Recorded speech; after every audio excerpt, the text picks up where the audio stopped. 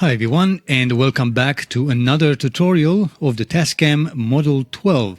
This is a follow-up video and method number 3 of how to record tracks with effects on them.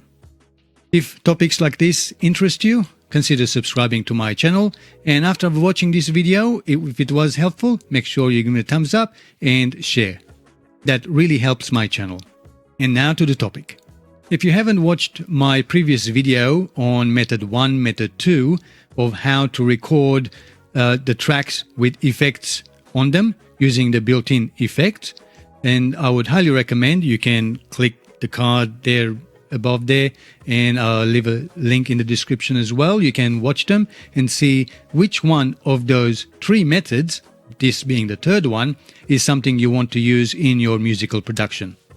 The first 2 cover pre-recorded audio on your SD card and how you can use swapping and remixing and using hardware connections to achieve that.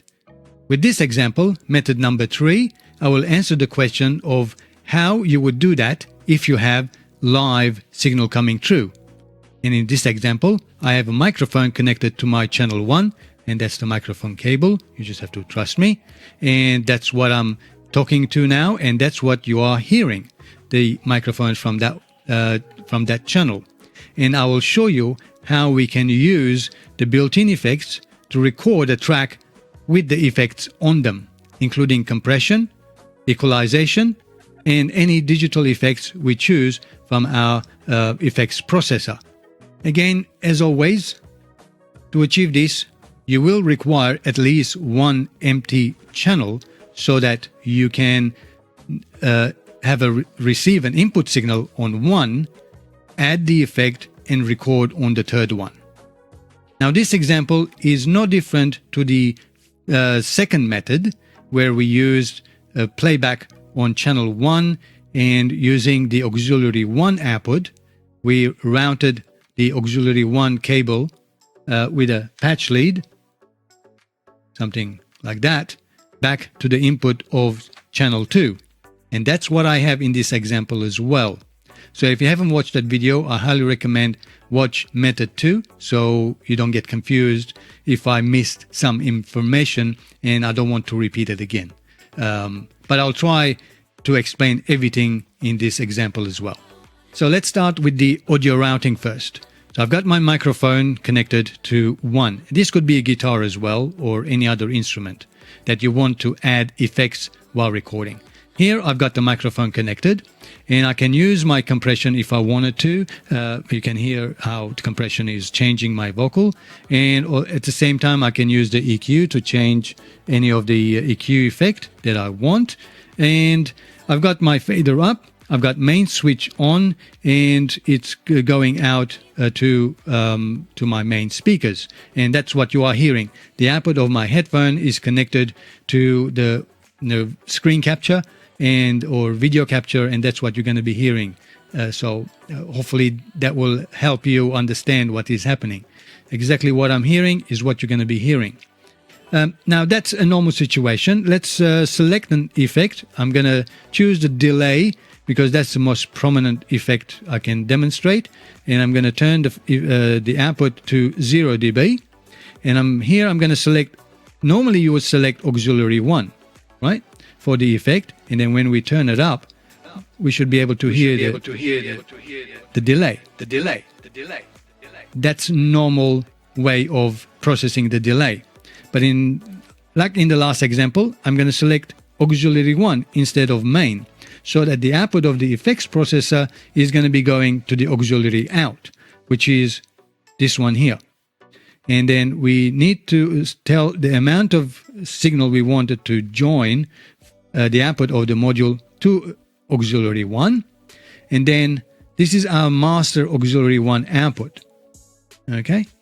So now, any effect that I add, even though it's going to the effects module, but the output of the effects module is not selected to the main, but it's actually going to auxiliary 1. And we're not going to hear anything because all we're hearing is the master output, okay, on our headphones. And Like before, the output of my auxiliary 1, I have a patch lead connected to the input of 2. And if you can just see above this, now you can see how their LED is now flashing because there's a signal coming through. So if I turn my effects down, that LED will stop flashing because there's no more signal going sent. So that indicates that the effects send we have is reaching our input 2. Now using the meter of the live input, we can adjust the level of that signal so that they are about, just below the line that gives us a good indication of where the signal should be. Okay, so now if I turn this fader up, we should be able to hear channel 2. But channel 2 is receiving the output of the effects. Okay, so that's what you are hearing there. Okay, so I can control the effects from there as well. I can control it from here because that's the effect to auxiliary 1 or this one.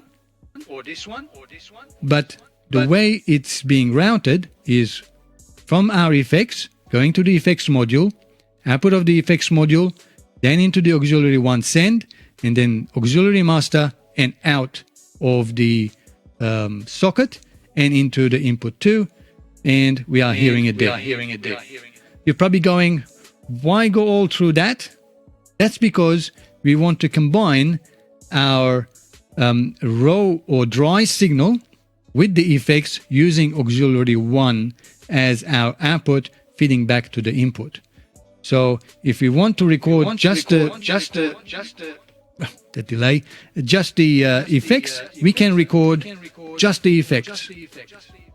But of course, for live, that's not going to work because you don't have the live at second time round. So this sort of effects, you need, the choice would be is to record the dry signal as well as the effect at the same time, because we don't have pre-recorded for the dry.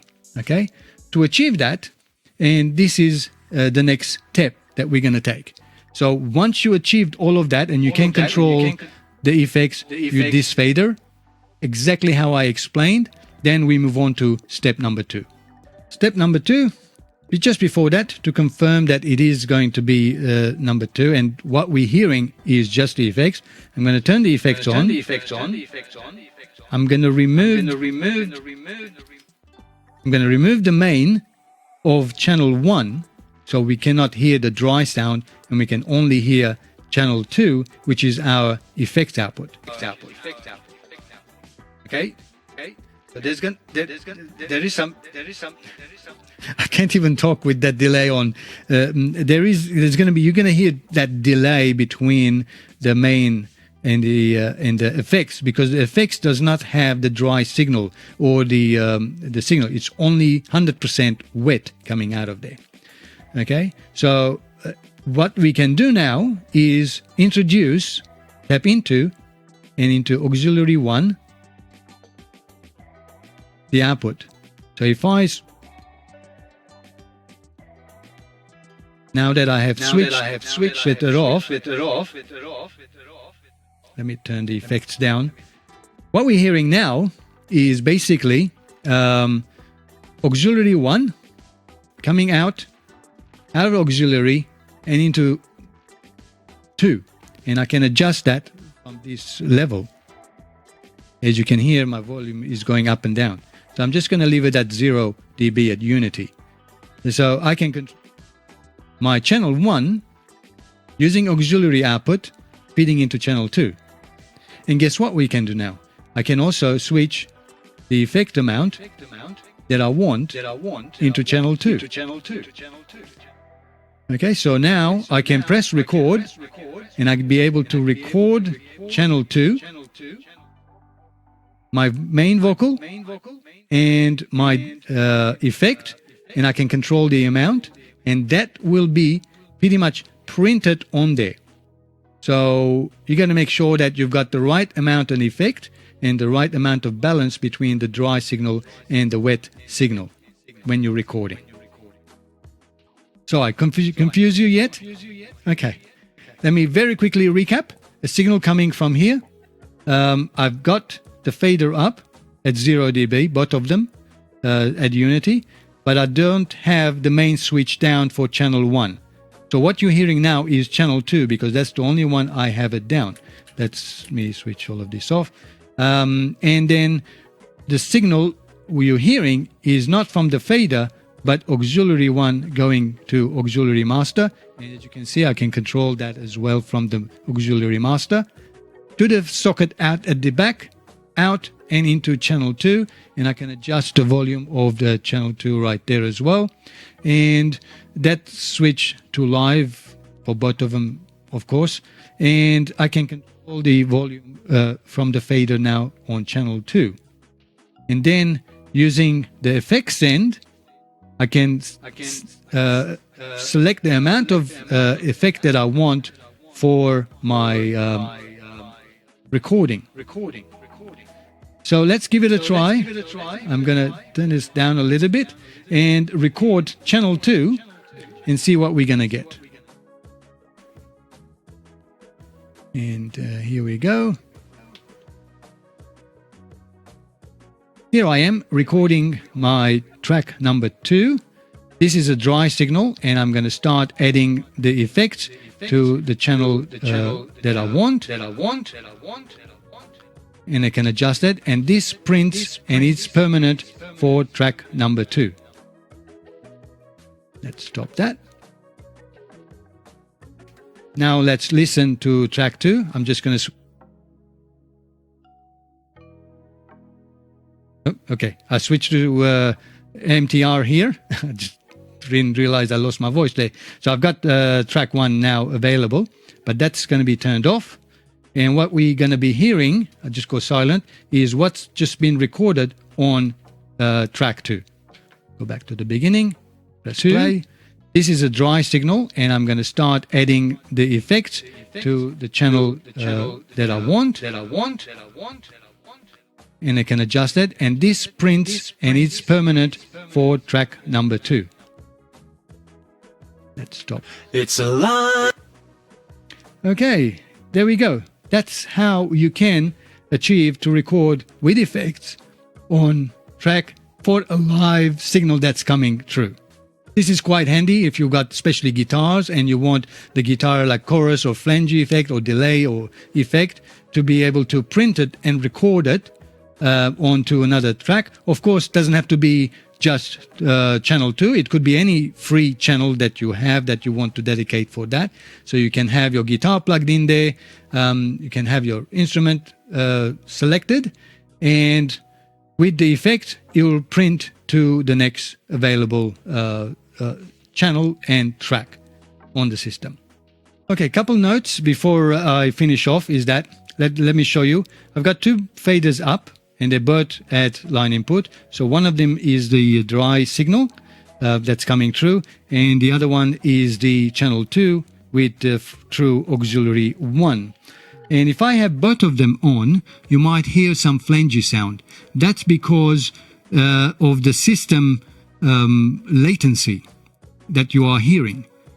And just imagine, because you've got the original dry signal, direct signal on channel 1, that's a first conversion from analog to digital, and then that's being fed through auxiliary 1, so that's digital to analog conversion, and we are feeding that back into number 2, that's again conversion from analog to digital, and then what you're hearing at the headphone output is another digital to analog conversion. So analog to digital twice, digital to analog twice conversion, and that introduces some delay and latency, and that's why you hear some flangy sound.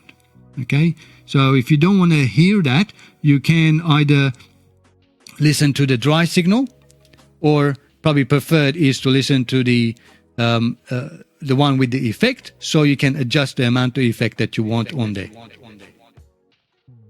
Now, another issue that you might confront is if you turn the fader down. Why do we have the fader up? So let me demonstrate it. I've got the effects on. Okay, we are hearing number two, and I turn the fader down, and I keep talking, but now we don't hear the effect anymore. And the reason is that because effects are after fader. So that's why you need to have the fader at least at unity, so you can have more control of the effects. Because if you don't have the fader up, you're not going to get any effects come through, because effects is post fader. So that's why you turn the annoying. That's why you turn off the main switch. That way you're not hearing that flangy sound, but you still need the fader up so that you can control the amount of effects being sent to the recording track. I know that was a lot to go through, but that's the beauty of video. You can just rewind and watch it again if something doesn't make sense or something is not working the way you have it. You can always watch it again, or you can use the comment section below, and I'll try to help you out there as well as much as I can. Remember, I don't work for TASCAM, and this is purely out of me showing you how even limitations that systems provide you, whether they're hardware or software, you can go around it, be creative, and still get good results. Okay? So just understand that I don't work for TASCAM. You know, many people think that the number of videos I've done on the TASCAM Model 12 that I may be working for them. No, I don't. TASCAM don't even know that I even exist as such. So I hope this video was helpful. And if it was, make sure you give me the thumbs up. Feel free to use the comment section below and let me know what you think. Till next time, as always, thanks for watching and have a great time making music, and I'll catch you in the next one. Cheerio, guys.